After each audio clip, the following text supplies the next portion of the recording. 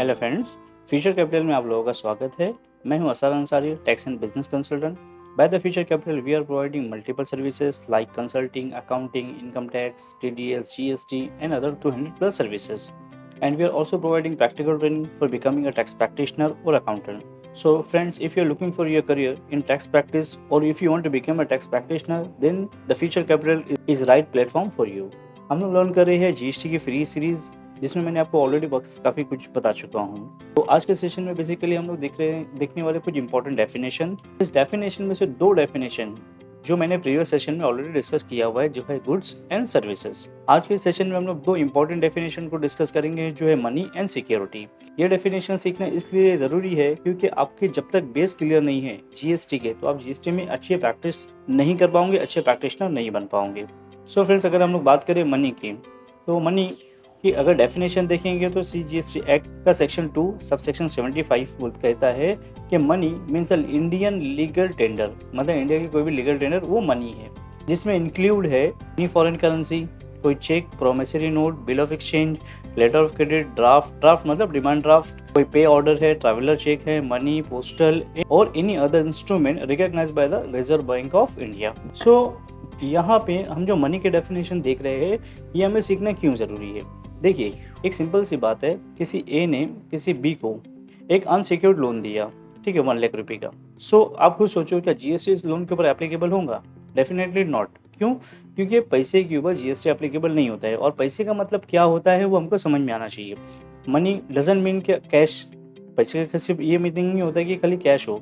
पैसे का मतलब होता है जो चीज़ें मैंने यहाँ पर डिस्कस किया, कोई फॉरेन करेंसी है वो भी मनी है, कोई चेक वो भी मनी है, कोई प्रॉमिसरी नोट है वो भी मनी है। इसके अलावा आपने जो सारी चीज़ें देख लिया वो सारी की सारी क्या है, it's a kind of money. तो इसके ऊपर आप कभी भी जीएसटी एप्लीकेबल नहीं होता है।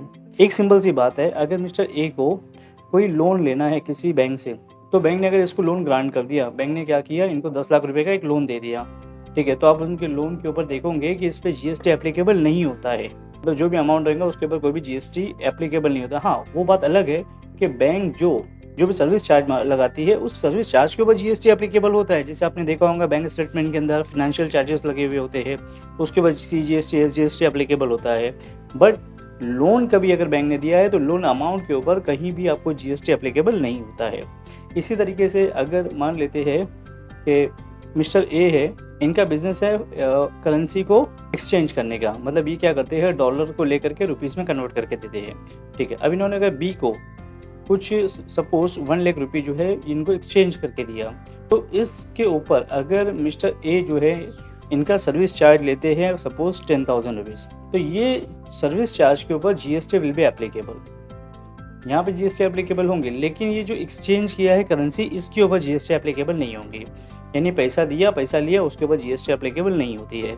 यही रीज़न है कि हमको जीएसटी में मनी के डेफिनेशन अच्छे से पता होना ज़रूरी है। A lot of people know how to file return, how to get refund or how to register in GST, but they have not cleared the basic ground of GST.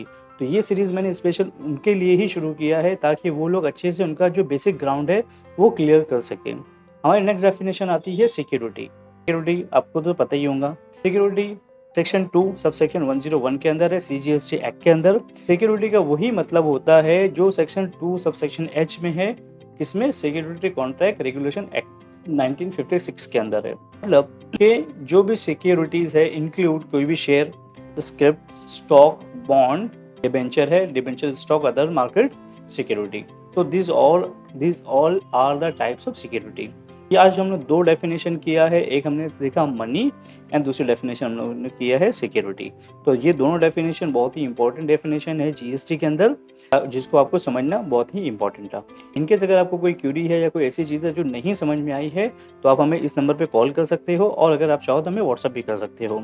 इतना ही नहीं friends, आप लोगों के डिटेल अंडरस्टैंडिंग के लिए हम लोगों ने ग्रुप्स क्रिएट करके रखा हुआ है, जिसके लिंक मैंने बिलो में शेयर कर दिया है। उस ग्रुप को ज्वाइन कर दिए ताकि आपको टाइम टू टाइम हमारे सारे अपडेट्स मिलते रहेंगे। And finally, thank you for the watching.